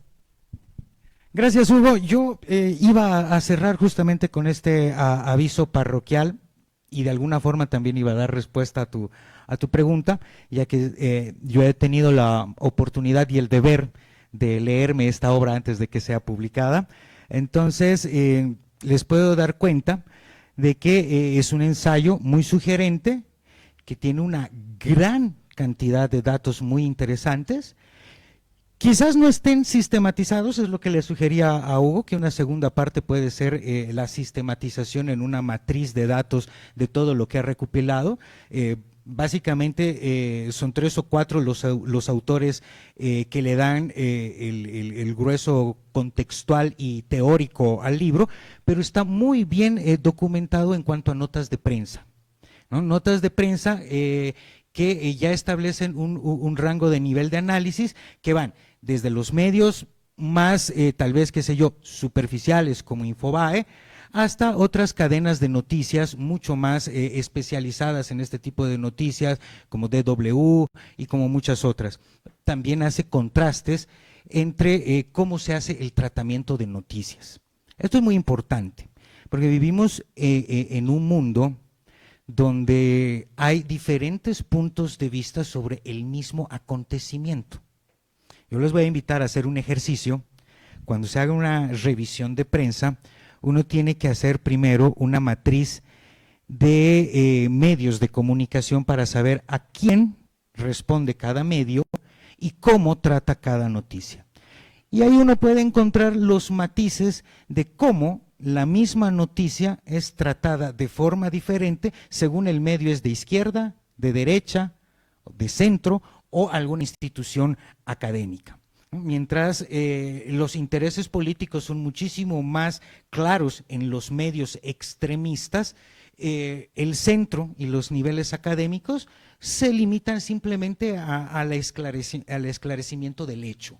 Te cuentan el hecho casi que sin posicionamiento. Mientras que hay otros que sí, no solamente te cuentan el hecho, sino que te ensartan dentro de una retórica propia del bando al que apoyan, ¿no? Hay propaganda rusa, hay propaganda norteamericana. En este mundo global los extremos se tocan. Entonces uno tiene que ser muy cuidadoso a la hora de establecer un juicio y un pensamiento crítico, porque muchas veces nosotros caemos en lo que se llama una zona de eco. Es decir, terminamos de escuchar solamente con aquello con lo que estamos de acuerdo. Entonces hay que... no es solamente el algoritmo de las redes, es algo que puede ser tan sutil como algo que sugieren muchos extremistas, ya sean de izquierda o de derecha. Por eso digo que los extremos se tocan. Tanto extremistas de derecha como extremistas de izquierda sugieren que no se debe tener relaciones con los que piensan diferente. Yo no puedo ser amigo de un zurdo. Y el zurdo dice lo mismo. ¿Cómo va? No, no puede ser pues, amigo de alguien que defienda a Israel. Es exactamente igual. Los extremos se tocan y la forma en que se argumentan cada una de las posiciones terminan siendo las mismas, ¿no? El extremo de derecha odia tanto al izquierdista como el extremo de izquierda odia tanto al de la derecha, y la verdad es que son la minoría. La verdad es que son la minoría en todos los extremos porque, como bien los retrató Hugo, no solamente entre las familias bolivianas, sino en las familias de todo el mundo, entre nuestra propia sangre, tenemos izquierdistas, derechosos, ateos, beatos, gente que habla, no, deberíamos pensar en el Islam, gente pro gobierno, aunque no lo crean, hay gente pro este gobierno, y hay de todo en la tierra del Señor. Y algo que sí me parece muy interesante, que lo ha tocado Hugo, que lo ha tocado Crispín, es el tema de la tolerancia. Ya lo decía Dostoyevsky, el peligro de la tolerancia es que llegue a tal extremo que después los inteligentes tengamos que pedir perdón por pensar porque los tontos se sienten ofendidos. Es muy paradójico porque Dostoyevsky, que escribe mucho antes de la Revolución Rusa, prácticamente predice todo lo que iba a venir con las dictaduras subsecuentes, en una obra espectacular, Los Malditos, si no me equivoco. Entonces, estas dictaduras no tienen un sustento en cuanto a su ideología. El dictador puede ser de derecha o puede ser de izquierda. El dictador es aquel que se asume como la personificación del Estado. Y eso es peligroso sin importar el carácter ideológico que se tenga. Por mucho tiempo se habla de Bukele como un paradigma de la libertad, pero Bukele siempre fue estatista, desde sus momentos de alcalde. Entonces, siempre hay que tener cuidado, hay que verlo como un fenómeno muy interesante, porque pues hay que ver cómo esto fue subsecuente. El primer germen fue Bukele, el segundo fue Milei. Y han visto cómo se ha ido radicalizando el personaje para hacer frente a la narrativa imperante. Y es que tenía que ser muchísimo más dramático el caso argentino, porque son muchísimo más, y porque el peronismo llevaba enquistado muchísimos años, que tenía que rayar en un personaje tan radical y pintoresco como Milei. Yo estoy seguro de que Milei en persona no es el personaje que se muestra en las pantallas, pero necesita ese personaje de las pantallas. Y también estoy muy seguro que él entiende lo que es el personaje de las pantallas, lo que es el mensaje al público, de lo que es el tratamiento interno de la idea. Entonces, si en el interior del grupo no podemos discutir nuestras debilidades, cuando salgamos al público nos vamos a tropezar. Es decir, la planificación es esencial y en la planificación está ver nuestros lados débiles. Yo suelo militar en muchos de estos grupos libertarios y el mayor problema es que estos tipos creen que hacer política es salir a insultar a los zurdos. Zurdos de mierda, hijos de puta, muéranse, no sé qué. Cuando en este país el 63% de las personas en capacidad de voto llegaron a votar por una opción de izquierda. Si nuestro pensamiento es democrático y queremos llegar al poder vía democrática, tenemos que pensar en convencer a muchos zurdos de que cambien de bando. Y yo estoy seguro, por muchos libros de persuasión que he leído, que el insulto no va a funcionar como técnica de persuasión para que vengan a este lado. Una cosa es el mensaje al micrófono, a la masa, pero otra cosa es el tratamiento individual, ¿no? Y en ese sentido es paradójico que Laje mantenga ese discurso de micrófono, pero si tú lees La batalla cultural, lo que te pide es que des la batalla cultural, que contraargumentes, que pienses, que seas de pensamiento crítico. Y es que no hay que confundir el marketing, que es el mensaje al micrófono, con el debate y el pensamiento que está dentro del libro y está dentro de estas salas, que no tiene un alcance tan masivo. No se puede confundir lo dogmático que se debe llegar a ser en campaña política con lo crítico que se debe ser en el periodo previo a la campaña. De lo crítico que se puede hacer al interior antes de la campaña va a significar el triunfo más adelante. Eso siempre en teoría.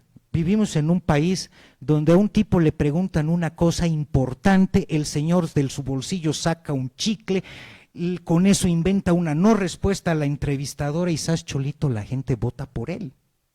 Por eso también entre los politólogos tenemos un dicho, con esto voy a cerrar, y es que cada pueblo tiene el gobernante que se merece. Todos los que hayan seguido medianamente la campaña, que hayan visto 2 entrevistas de Rodrigo, sabían que el tipo no tenía plan, no tenía equipo, no tenía partido, y aún así votaron por él. Nos merecemos lo que estamos sufriendo, nos lo merecemos por haber ido a votar con la tripa revuelta y por haber elegido, entre comillas, el mal menor y no al tipo que tenía un plan. Cualquiera que haya tenido un plan, habían 2 planes, uno más bonito y otro más duro, pero habían 2 planes que habían demostrado un trabajo previo de campaña. El de Samuel quizás más trabajado, quizás mejor presentado, quizás más blandito. El de Tuto más duro, quizás más áspero, quizás más difícil de aceptar. Quizás ahora con el diario del lunes más efectivo, no se sabe, es muy difícil comenzar a decir, es que esto no hubiera pasado con el otro. Yo creo que en la situación del país es muy difícil comenzar a cantar victoria antes de que se termine de madurar el proceso. Como aquellos que dicen, ya está, la derecha se ha apoderado de todo Latinoamérica, ha ganado de la Espriella en Colombia, ha ganado Keiko en Fujimori, pero veamos.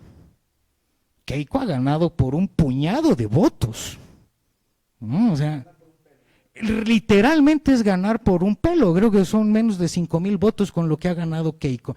No tiene mayoría en ninguna de las cámaras. Tampoco en Colombia. De la Espriella ha ganado con muchísimo más votos, como alrededor de 400,000 votos, pero en cuestión de política, en un país de 40 millones de habitantes, estás hablando que no es nada realmente. No tiene mayoría, creo que tiene mayoría en Senado, pero no tiene mayoría en representantes a la Cámara. Entonces, la situación de gobernabilidad va a ser dura para ambos. La situación de gobernanza es prácticamente inexistente o imposible para ambos.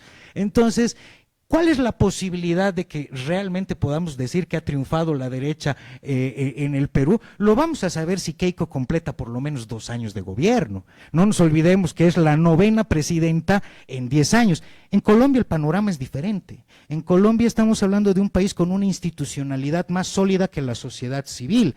Yo recuerdo con tu amigo, con Sergio de la Cerda, hicimos una apuesta durante los conflictos post pandemia que casi determinan la caída del presidente colombiano. Él juraba que él no iba a terminar su mandato y yo le dije, mira hermano, yo te puedo reconocer que hasta pueda que en las siguientes elecciones gane Petro, pero te apuesto lo que quieras a que va a ser Iván Duque quien le va a entregar la banda presidencial, porque Colombia no es Bolivia, ¿no? Bolivia es el aspecto opuesto a Colombia.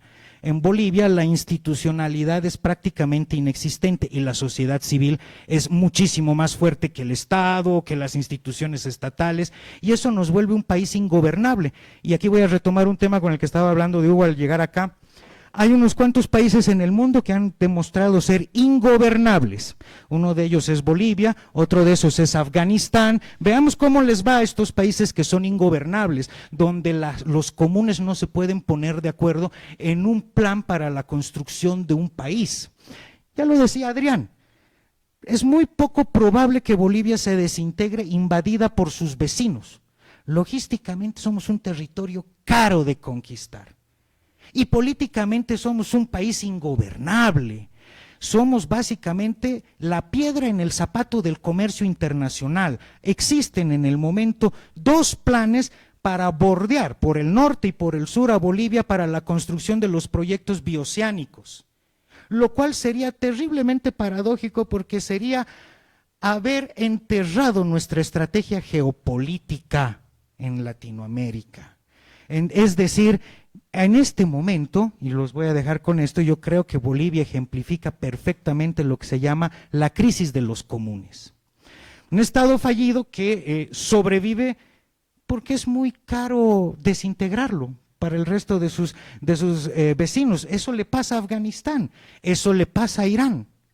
Son países que son imposibles de ser conquistados, pero al interior son imposibles de ser gobernados. Entonces padecen de esta enfermedad de la ingobernabilidad que inviabiliza cualquier proyecto de desarrollo para sus pueblos. Y mientras nosotros no podamos tener un consenso nacional que nos llegue a poner de acuerdo en qué es la bolivianidad, difícilmente vamos a poder pasar al siguiente plano, que es justamente planear la geoestrategia nacional, las políticas de Estado bolivianas. En Bolivia vivimos mirándonos el ombligo. La carencia de profesionales en política exterior nos lleva a pensar que nuestros últimos cancilleres han sido el sacerdote de las piedras, otros que estaban muy alejados de la dinámica diplomática, y el último, el actual, el cual representa incluso una mejora sustancial a los otros que hemos tenido antes, es un experto en desarrollo. O sea, ¿hace cuánto no tenemos como canciller un experto en diplomacia, en política internacional, en relaciones internacionales? Alguien que entienda de realismo clásico, alguien que se haya leído a Hans Morgenthau para que sepa defender el interés nacional desde la teoría del Estado. Entonces, difícilmente vamos a poder completar políticas de Estado si al interior no nos podemos poner de acuerdo y no nos podemos comparar proyectivamente con nuestros vecinos. Brasil tiene una estrategia geopolítica planteada, Chile tiene una estrategia geopolítica planteada, Argentina lo mismo, Perú también. Y nosotros seguimos discutiendo sobre si los originarios, los cambas, los croatas o los collas. Va a ser muy difícil que este país pueda salir adelante sin que nos podamos poner de acuerdo qué es ser boliviano. No tiene otro camino, no tiene capital político para ser más radical a ningún lado, no tiene por ningún lado, se notaba que iba a ser un gobierno débil.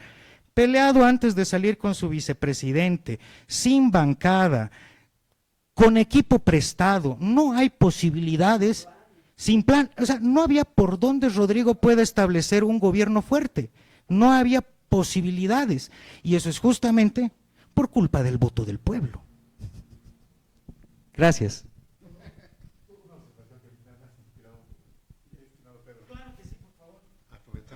Tan lindo espacio para charlar. Yo soy Julio Báez, los conozco algunos, muy lindo el espacio. No sé, me atrevo a decir, esto de la ingobernabilidad de nuestro país, ¿no es acaso, y no sé, lo pongo así como pregunta abierta, ¿no es acaso la expresión de lo que más bien es ser libertario en la práctica? Porque realmente yo creo que desde ahí un poco el análisis de nuestro país es una esperanza para toda Latinoamérica, si logramos ordenarla de alguna manera, porque es la práctica de ser libertarios y de esa gobernabilidad que se necesita reducida, seguramente existe, pero está implícita en cómo somos.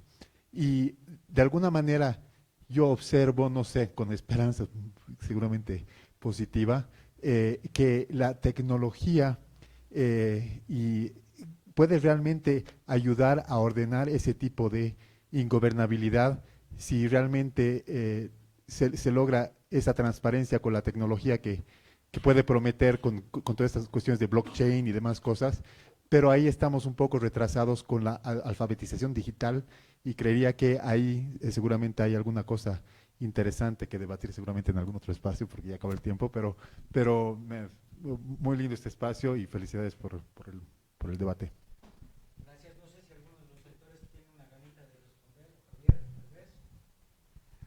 Una aclaración, yo soy amigo de Javier Milei hace 22 años. Sí, de hecho, en un podcast que yo tenía fue donde anunció su entrada a la política en la época de la pandemia. Cuando hueveábamos en nuestras casas no teníamos mucho que hacer, ¿no? Entonces ahí yo lo invité. Javier es el mismo, en la universidad, en la vida personal, es él. Y yo les he dicho a varios amigos libertarios en Bolivia, ser Javier Milei solo le queda a Javier Milei. O sea, no se compara. Él es así.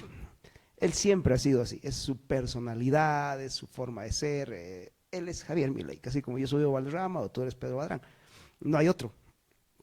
No, entonces, el error que tiene mucho libertario en Bolivia, que ha querido entrar a la política, entre ellos nuestro amigo Andrés Ortega, es que pensó que insultando al estilo Javier Milei se iba a hacer conocer. El tipo acabó haciéndose odiar. Nadie. Pero claro, pero es mi estilo, digamos. Yo no lo finjo, yo soy intenso siempre. Claro, o sea, ¿te das cuenta? O sea, justamente yo me fui de la universidad porque me pidieron que sea menos intenso. Y a mí la única que me pone reglas es mi mujer, nadie más. Así que, y eso.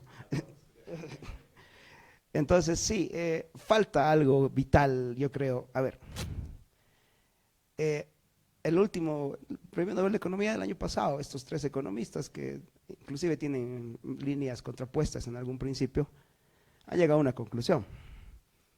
La economía, y esto es algo que yo siempre he defendido, no tiene mucho que ver con cosas materiales. Las cosas materiales, el PIB y todo eso, son consecuencia de algo más atrás, y la economía tiene que ver con una palabrita que empieza con C y que no es cerveza, es confianza. Entonces las sociedades que no desarrollan lazos de confianza siempre van a ser sociedades que no funcionan. Entonces lo que pasa en países subdesarrollados es justamente que una región odia a la otra, ¿no? Yo elijo gobernantes en función de cuánto jodo al vecino, ¿no? Esto pasa mucho en América Latina. Voy a votar, a ver, este me dice que lo va a joder a mi vecino. Entonces, como mi vecino me cae mal, voy a votar por ella. Al final me jodió también, ¿no? Entonces, este tema de Bolivia, por ejemplo, es un asunto que creo que, a ver, nos tocaría ir a terapia como país. O sea, mira, el tema álgido en Bolivia en 2026, cuando estamos hablando de inteligencia artificial, drones, blockchains, el mundo está en eso. Seguimos peleando con Chile, seguimos peleando el mar, y seguimos peleando con España. 200 años de historia ya han pasado, 200 años de vida ya han pasado, y seguimos peleados con España, seguimos peleados con el mar. O sea, como que nos gusta mirar el retrovisor y no el parabrisas. Creo que nos toca, y estos espacios funcionan, ¿no? Funcionan. Y pienso que, a ver, la política es una responsabilidad de todos, no es un asunto nos hemos acostumbrado a creer que la política es un monopolio de los políticos, y ese es el germen para cualquier gobierno autoritario. La política es mía, por lo tanto yo hago lo que me da la gana. No, la política es una responsabilidad ciudadana, y creo que los debates a ver, les digo a mis hijos, saber de política, mínimamente, entender política es como saber caminar. El ser humano no puede desentenderse de esto, porque hay una cosa que se llama elecciones, que en países como Bolivia puede determinar que yo me tenga que ir de este país. Puede determinar que mis ahorros de 20 años de trabajo acaben confiscados por un gobierno que decidió tirarse el sistema financiero por encima. O sea, realmente no entender de política es muy peligroso. Y creo que estos espacios ayudan, Pedro. Gracias.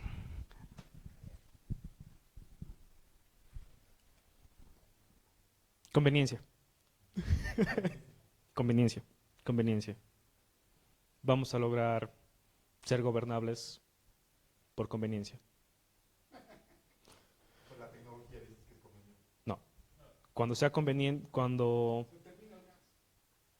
tengamos el mismo interés los dos, vamos a tener objetivos comunes, vamos a tener beneficio común. El tema es que tenemos eso, pero no tiene el peso suficiente. ¿Cómo se logra eso? Asociaciones, generar presión y más. Y ahí voy a llegar a quizás el único punto en el que voy a coincidir el día de hoy con Hugo. Y es que, un poco recordando a Weber dice que hay 2 tipos de políticos por vocación. Quien vive para la política, quien hace eso su pasión, quien vive de la política, quien hace esto para obtener rédito. Pero Weber se olvida de alguien, y es quien vive por la política.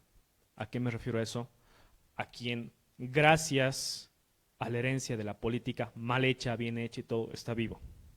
Y su deber al respecto de eso es retribuir. De cualquier forma, retribuir a la política en la construcción de un mejor mañana. Gracias. Gracias. Como fui el primero en hablar y después hiciste tu pregunta de Aviala, te voy a contar una anécdota que un buen amigo ocupó un cargo alto en una embajada europea. No voy a mencionar el país. Me lo encontré de muchos años y de ahí le dije, oye, tu embajada tiene muchos programas, ¿cómo puedo conseguir un trabajo con los programas de tu embajada? Y me dice, olvídate, hermano. Dice, ¿sabes qué? Primero tenemos que pedir permiso al gobierno del MAS. Estaba el Evo esa época, ¿no? Y nos obliga a que 70% de los contratados tienen que ser militantes del MAS. Y el otro 30% recién pueden ser un consultor que los va a, o de nuestro gobierno, o va a ser un consultor que lo vamos a contratar y va a supervisar. Pero además de eso, el gobierno del MAS nos pide, dependiendo de cuánto va a ser tu programa, ya 1 millón de euros, por ejemplo, entre el 30 o 55% tiene que ser para una institución, sindicato, Bartolinas y no sé cuántos, sin rendición de cuentas.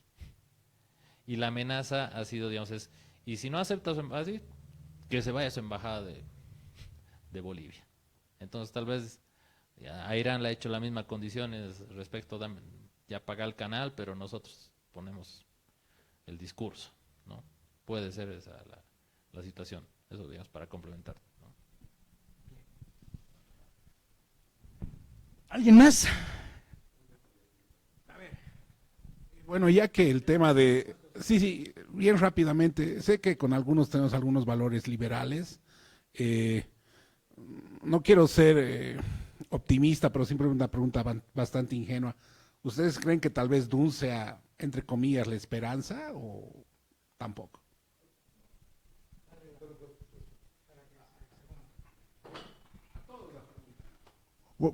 Y justamente ahorita estamos en un momento en el que yo también veo que Dune es el sistema que está fallando, es este sistema, o sea, Dune también hablaba, ¿no? Yo no sé si realmente Dune va a llegar, es lo que yo veo que está pasando con Milei también, si llega a ser, si entra en el sistema político Dune, ya se cae un poco lo que él está promoviendo, porque el sistema político es un sistema que necesita de una derecha y una izquierda para esa polarización, para crear todo el sistema que crea y que es una economía un sistema bien sostenido, digamos, pero que se está ya empezando a romper en este momento y creería que hasta el 2030 la tecnología va a ir avanzando tanto que la gobernanza va a llegar a ser automatizada. Justamente, si uno nomás usa la estructura de Google Workspace, por ejemplo, los documentos compartidos, esa gobernanza que hay en el orden para sacar proyectos, que ya es parte del gobierno, porque el Ministerio de Educación trabaja con eso desde Google Classroom y demás cosas, parecería que hay una tendencia a que va a haber esa gobernanza transparente y para cuando llegue, no sé, yo lo veo positivo, digamos, todo esto, pero es nuevo. Porque todos nosotros que somos de una generación que ha hecho política y también se vive de eso, que hacer ese salto es difícil porque es complejo, ¿no? Pero las nuevas generaciones están en esto. A mí me está tocando ahorita hacer un documental que desmistifica los patrones de abundancia del Ekeko. Y prácticamente ahorita que ha hablado de la política, él, cualquier actividad, realmente el ejemplo que doy más en este sentido es, por ejemplo, el Carnaval de Oruro. La gente va a bailar allá, no porque le pagan, sino porque hay una cierta fe, una pasión y un compartir, y eso genera un gran movimiento económico. Entonces, en cualquier actividad a la que nos dediquemos, política, escribir, cualquier cosa, si lo hacemos desde ese lugar que es el que nos hace hacer, aunque nos paguen o no nos paguen, seguramente va a generar ese tipo de abundancia para todos. Y Bolivia tiene ese potencial.